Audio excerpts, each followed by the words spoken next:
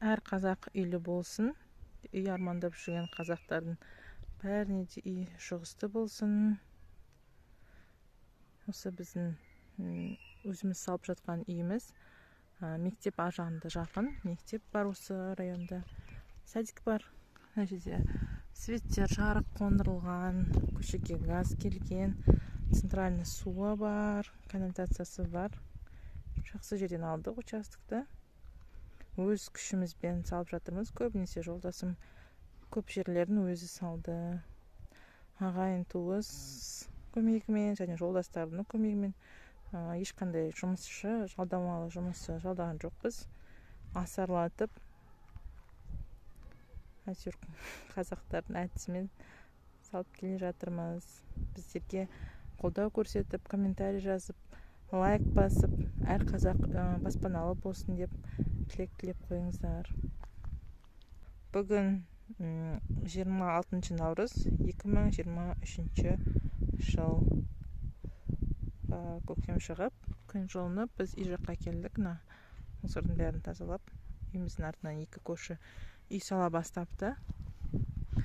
Былтыр крышасын жапқанбыз, оның алдыңғы жылы фундамент қойып, стенасын тұрғызғанбыз. Енді биыл ары қарай жалғастырамыз. Осы үйге Құдай қаласа есік-терезесін қондырып, ішінің бір қабат ішкі жұмыстарын жасап, енді Алла жазса көшіп алсақ деген ниеттеміз. Осы біздің каналдан алыстамаңыздар. Егер де сізге құрылыс қызық болса, осының бүге-шігесін, салыну процесін сіздерге көрсетіп тұратын боламын. Күнделік режимінде түсіремін, Алла жазса. Үйіміздің келесі беті осындай. Кішкене уже сылақ жүргізе бастаған былтыр. Жолдасым балалардың ойнайтын алаңқайы өзімізбен бірге стройкаға алып келеміз баламызды. Осы жерде ойнайды, песочекте. Кішкентай ғана вагончигіміз құрал-саймандар тұратын.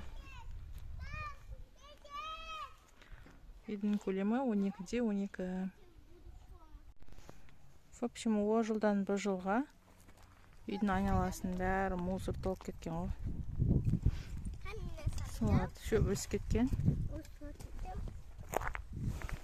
Солардың бәрін жинап берсем әшке. Жағайын деп жатыр. Бутылка. Масқара асфальт болып кеткен.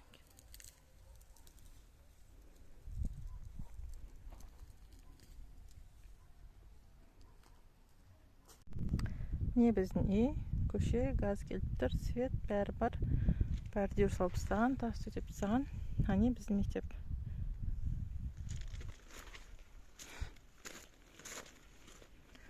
Не магазин.